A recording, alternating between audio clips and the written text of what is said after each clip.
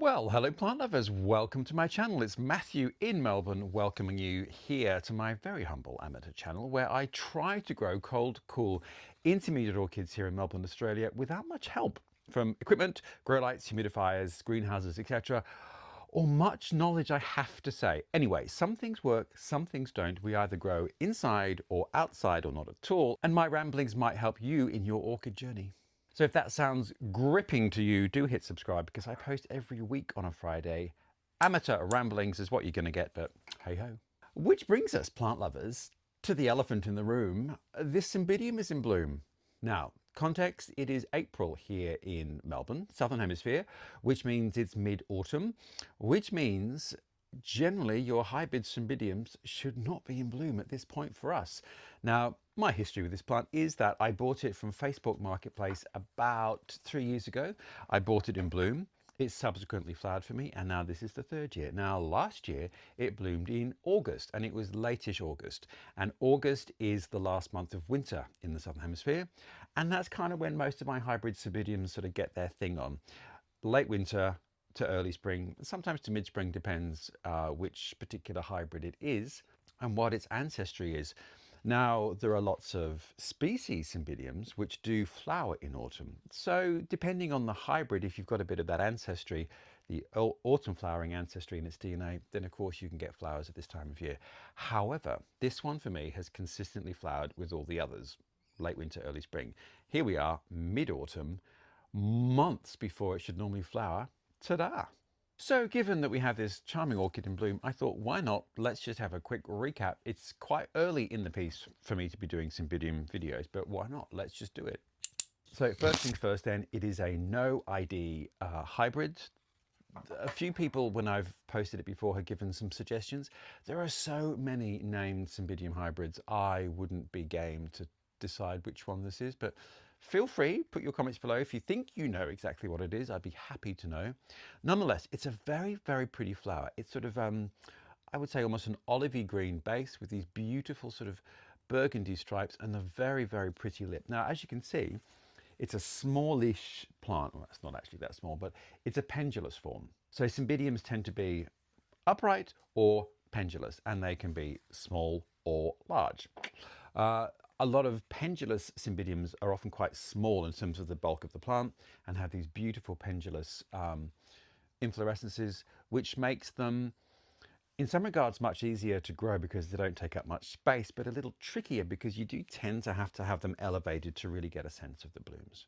And the funny thing is, plant lovers, that I had no idea that this plant was in such a floriferous mood because it's too early in the year and I wasn't looking, but it's in a particular spot and the other side of the plant was facing towards me. Not much going on, and I just hadn't looked. But what I had noticed was this flower spike emerging. I thought, oh, look at that flower spike. That's early. So I was just poking about and investigating, lifted the plant, and what did I find but these two very, very happy blooming flower spikes. So there you go, plant lovers. Keep your eye on your plants. So Cymbidium cat, there are, I guess, two key types of Cymbidium. The warm growers and the cooler growers. Now, the warmer ones are kind of less common in cultivation and less common in hybridizing, but that is certainly changing because there's a lot of work being done on warmer growing Cymbidiums and intermixing them with cooler ones and creating all sorts of wonderful plants. But there are distinct types. So there's a native Australian Cymbidium, for example, which I have. I've made a video about it. Canaliculatum, which needs a very, very dry dormancy in winter as that comes from a monsoonal season.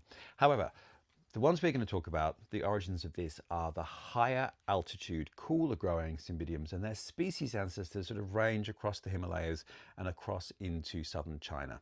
So that sort of neck of the woods, that arc there, and they grow in misty, beautiful forests. Now, most of them are growing towards the base, let's say. I mean, not necessarily terrestrial, but epiphytic, but, you know, towards the base of trees, in those nooks and crannies and branches at sort of root level. So they tend to get dappled light and fairly consistent moisture, but of course it depends on the exact species. Anyway, they do love cooler climates. And here in Melbourne, we're kind of perfect because we don't freeze and don't get frosts here in the inner city. So they're not super hardy to that kind of 0 degrees, 32 centigrade and going below. Anyway, the point being though, these Cymbidiums, hybrid Cymbidiums, love Melbourne's climate, and you can grow them outside without any protection much at all. And I've seen people growing them literally outside in the garden, in sun, and the leaves are going to look terrible, but they still bloom and thrive. Best conditions would be under a tree, dappled light, which is kind of replicating their natural environment. And if you can't do that outside, then inside, once again, they just need dappled, bright, indirect light. So inside it's a little trickier to sort of replicate that, but as long as you can give them light in sort of autumn into winter when the flower spikes are emerging, you should be okay. But these cool climate ones do need that seasonal shift. That's what triggers the production of blooms. And I have a feeling we've had a long, warm, dry autumn. But before we did, early on in the piece, so about 2 months ago, we actually had about a 10-day period where it's classic autumnal weather here, really quite chilly, getting coolish to the point where I was starting to get worried about some of my orchids outside that I bring in, thinking, now is the time to maybe bring them in, because the nighttime minimums were getting just a little low. And then suddenly, kapow, we kind of had summer again, and it's still trickling on. So the last few days, for example, it's been in the high 20s centigrade, whatever that is in Fahrenheit. I honestly don't know. I find Fahrenheit very confusing. Let's say it must be in the 80s, low 80s. Beautiful weather, but unseasonably dry, unfortunately, which is not good news for other gardens. So I wonder perhaps if that cold period triggered the orchid in thinking, all right, here we go. Anyway, who knows? It's confused of Melbourne, and it's in flower now. Now, when I bought this plant, a few of the leaves had been bent at the sort of at the base, as it were, and they hadn't actually died, and I decided to leave them on thinking, they're still photosynthesizing. But a year later I've decided no. So while we're chatting, I am just going to trim off some of these older bent leaves. Now I feel that there's so much greenery on the plant that it's not really going to be that detrimental, but these sort of bent leaves, and they're essentially snapped, have been on here for quite some time, and they're just annoying me a bit because they get in the way and they're not attractive. So we are now going in, being somewhat brutal with all of these and snipping them off. And this time of year is a good time of year to just clean up the plants, because as we go into the colder parts of the year, for me here anyway, all these old sheaths do harbour all manner of beasts and bugs. Now, because these orchids are outside all year, there is sort of a natural process of insect and bug management. So really with my plants that are outside, I don't tend to worry that much about them in terms of insects and things, because they do tend to sort of heal thyself, as it were, because there's natural predators out there. Inside, of course, it's such a different environment and it's so artificial that if you get a bug infestation, it can go insane inside. So certainly keep your eye on the game there. But outside, I find most things generally tend to do well from that sort of insect bug perspective. The only issue I really ever have is caterpillars, which can devastate orchids because they just love new growth, flower spikes as they're emerging, and just munch them to the point where there ain't nothing left. So let's just do a quick checkup on care. Now, I've made many a Cymbidium video and I've got a playlist which I'll link. Basic things is then, firstly, dappled light, brightish indirect dappled light, perfect for Cymbidiums. Not strong direct light because it will really damage the leaves. Now, watering, I do tend to keep it fairly consistent throughout the year, but they are really tough. If you see the roots of these things, they're immense. They have quite large fleshy pseudobulbs, so don't worry that much about a regime or a schedule. People do often ask me, particularly if they're new to growing Cymbidiums, how often do you water? Well, I don't have a regime. Basically, the plant is dry, I water it. If it's not, I don't.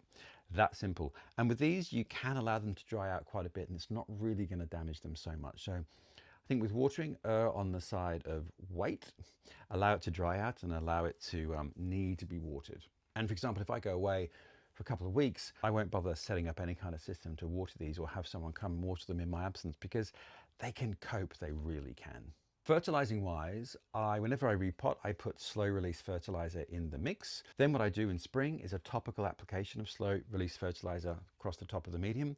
Just try to avoid the roots when you're sprinkling them around, and not so much, maybe like a quarter of a teaspoon, just a little pinch, like cayenne pepper. And then throughout the season, if I can remember, I try to give them a liquid feed of different sorts of things. So either an orchid-based liquid feed, a general flowering plant liquid feed, or more of a tonic, which can be something like a seaweed-based solution or something from a worm farm, the runoff from there. Always dilute it a lot because you don't want to be inundating them with too much nutrients. They'll just go mad in the wrong way. And then medium wise, this one is in, well, it kind of looks like medium bark, but in fact, it's out of the bag orchid mix. Here in Australia, there's a large hardware chain, of which there are many all over the world, but they do sell a bagged orchid mix, and it says orchid mix on the bag. And it's basically a medium bark, but a bit sort of more granular like. So there is a bit more sort of compost in there than just using bark. Now you can just use bark on these, you can use anything you want, depends where you're growing them in the world as to what works for you. But for me, this out of the bag mix works really well because A, it's not that expensive, and B, it's really easy to get. Whereas good quality bark, you tend to have to go to a specialist or go to an orchid fair, which don't happen that often here in Melbourne, to buy good bark, or online, but it's bulky and heavy and getting it shipped. So you often tend to buy smaller bags, and the economy of scale ain't so good. So with some orchids, I know they really love that out of the bag orchid mix. And so I just use that, and my Cymbidiums love it. So as you can see, it's in a terracotta pot because I am a terracotta pot kind of guy. Plant lovers, largely aesthetics, but this pot I can actually see I got from a market, and it was made in a pottery here in Melbourne many moons ago, because now all that industry has gone, unfortunately. So there's no more makers of plant pots here, but it's got a stamp. So that's why I bought the pot, and it's shallow but wide, perfect for, I felt, a pendulous Cymbidium. So terracotta is great. It evaporates quickly. It drains quite quickly, but that evaporation kind of keeps the roots moistish because they're evaporating. It can also absorb water. So for plants that you don't want to water too much in their dormancy, you can actually just wet the pot. It absorbs the moisture and the roots can get some of that. The downside is, of course, it evaporates really quickly, which means in summer you do have to water things in terracotta more often. Now, I just do not like plastic. I try to not use as much plastic as I can, and black plastic is really hard to recycle because the recycling systems can't see it because it's automated. So generally black plastic is tricky, but you can actually take spent plastic plant pots to a lot of nurseries do recycle them, and it's kind of a help yourself kind of thing. I know in my local hardware store there's a big bin where you can put spent pots and you can also take them, which is great, particularly for seedlings if you're growing seedlings of other types of plants. So the pot almost doesn't matter. Depends where you are and what your aesthetic is and what you want to achieve. But I love terracotta. I like how it mellows and how it patinates over time. So repotting, I've made a repotting video about these. The roots are quite vigorous, and particularly in terracotta, they can stick to the terracotta, obviously. So if you're going to repot something that's in terracotta, you're going to need to soak it. And the good thing is to do it overnight. Obviously room temperature water, so just get a bucket of water, let it acclimatize to the temperature, and then submerge the whole pot. It's kind of up to the top. Just allow the terracotta to get really, really wet. Obviously the medium will get really wet and the roots will get quite soft.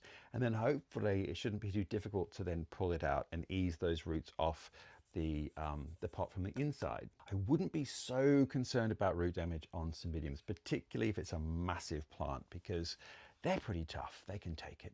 But in terms of a schedule, I don't really have one for Cymbidiums because I think really they like to be pot bound, so they like to be constrained as much as possible. So you kind of don't want to be continually potting them. They want to kind of feel that constriction. However, you've also got to make sure that the medium's healthy and not deteriorating too much. But honestly, I have left this in here for 3 years, and I'll probably leave it in here for another couple of years, really until the plant is getting to the point where it needs to be repotted. And actually, as you can see, it's probably a little over potted in this pot because at the back here, you can see there's still plenty of room. So it's decided to grow in two distinct directions. So if anything, you know, what I could do, were I thus inclined, which I'm not, is actually divide this and then pot them, the two divisions, back into much smaller pots, which you will probably love. You can see at the back here, we've got some old, quite desiccated back bulbs. Now, if the back bulb is still firm, you can actually propagate from that. Quite a trick. You just plonk the top of it on a little pot of bark and keep it bone dry until you get a new shoot appearing and new roots growing down, and you can see that the shoot is reasonably large, but that you can see that the roots are quite developed. if you water it too soon, the whole thing will rot like that, which has happened to me. So back bulb propagation is quite easy, and even a very unprepossessing bulb that has no green attached to it, as long as it's firm and hasn't started to shrivel and die, you'll get a plant from it. They do say, who's they? I don't know, but it is written, plant lovers, that Cymbidiums often sulk after a repot, a mature one. And that is true. I guess it depends on the nature of the repot and how many bulbs you've got left in your division, if you've divided it. So bear that in mind. If you're going in for the repot and division of a plant, you can maybe miss the following subsequent flowering season because the plant's still recovering. However, some of mine that I have repotted or divided have flowered immediately. So I guess it just depends on which way the wind's blowing and how your orchid's feeling about you. So mine's growing outside. It is undercover, so it doesn't get, this particular one doesn't get direct rain, so I do have to kind of monitor that. But you can see where it's living under the shade of some silver birch trees. And you can also see, I'm just going to drop this footage in, that my Cymbidium tracianum, which is a species orchid which does bloom in autumn, is actually just coming into bud, which is kind of logical and what it should be doing now. But this one has just gone off-piste. So there we are, plant lovers, Cymbidiums. Now, I think the most common question is, why has my Cymbidium not flowered? Well, it could be many things. First thing is, it could be too young. A seedling's going to take 3 to 4 years to be able to flower, which is not a huge amount of time in the orchid world, because some things take a lot longer, as we know. So it could be that. If you buy a seedling, you're going to have to give it at least 3 years. The second thing I would say is perhaps it could be over potted. So they do need to be quite pot bound. So really go as small as you can for the root ball of the plant that you've got. And don't be tempted to be generous, as I have, but even so, mine's still flowered. But this did have a really vigorous root system. So try and go as small as you can. That would be the second thing. The third thing is often always light. And I made a video about what light does my orchid need. So bright, dappled, indirect light. And Cymbidiums are often sometimes described as sort of low light lovers. And I think that's true to an extent, but it can be a bit misleading because you then tend to think shade. A Cymbidium is really going to thrive in that dappled environment. So imagine it's at the base of a tree and the lights, the leaves are moving, the branches are moving. So it's going to get that play, that beautiful play of light. Not very dense forest, obviously, because that would be deep shade at the bottom of a tree. Bright, dappled, charming under tree light. Anyway, try and replicate that as much as you can, whether it's outside or inside. And if you are growing them outside, then under a tree is perfect. That's exactly what it would love. And here in Melbourne, I've seen a lot of people grow them under eucalypts because that is consistent light, because the leaves don't drop. It's not a deciduous form of a tree. And the canopy is fairly loose on eucalypts, so there's plenty of light that passes through. So it's kind of perfect. You get this wonderful play of light with growing Cymbidiums under a eucalypt. So there we are, my cheeky Cymbidium story. Really not what I was expecting to be filming today in April, but I'm loving this. Now, some flowers haven't still quite opened yet, so it is, I don't feel so bad about myself for not having noticed it, but could you believe I just had not noticed it? It's stunning, and this is going to be the most foliferous it's been, which is wonderful. Very excited about that. Now, flowering cycle-wise, as you probably know, Cymbidiums produce a new growth from an older bulb, so generally last year's bulb will produce a little shoot and off you go. And those pseudobulbs can produce multiple shoots. So sometimes you'll get 2. And then if that produces 2, you can start to then get your different growth directions, which is what's happening here. So that new shoot spends the year maturing, so the spring and summer season. And then that bulb will kind of gird its loins and be prepared to bloom for you in generally late winter, early spring of the following season. However, as we know with this, it's decided to bloom earlier. So you really have to get new growth from a Cymbidium to get flowers. So if your plant isn't sending up new growth, it ain't going to flower. And it might not be sending up new growth because it's not happy for some reason. So either it's not getting enough water, not getting enough light, not getting enough food, needs to be repotted. It's often older plants that have really been left, which have totally grown out of their pot, are just sort of in a point of stasis. So you might have some old yellow leaves, you might have some really fat, limey green, turning to the beige pseudobulbs. And in fact, I made an orchid rescue video about just such a plant. It was my late mother-in-law's and it subsequently bloomed. So if it's not putting on new growth, it's probably under extreme stress for whatever reason. So that's not likely to be a plant that you've got in sort of regular cultivation, but if you find an old plant, that could be the reason. Anyway, new growth will give you new flowers, and if you don't get new growth, you won't get new flowers, but you can get a new growth with no flowers, and that is probably because the plant's not getting enough light. Could also be food, but it's tending to be more light, is my humble opinion. So there we are, a quick catch up on Cymbidiums. There'll be many more to come because the season has only just begun. There is much more to happen. Anyway, I'm very excited about this one because it was a no ID and I just loved it because it was pendulous and I loved the color of it. And I'm really happy that it's kind of coming into its groove for me. Look at that, the other spike coming through there.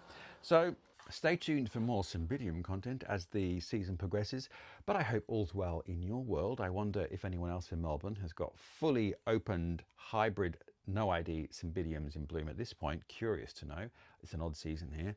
And I hope all's well in your world. Now, if you want to know what I'm doing next week, hit subscribe because I post every week on a Friday, very amateur ramblings, but they might help you try and figure out what's going on or what should go on in your orchid world. So plant lovers, until then, I look very much forward to seeing you next week.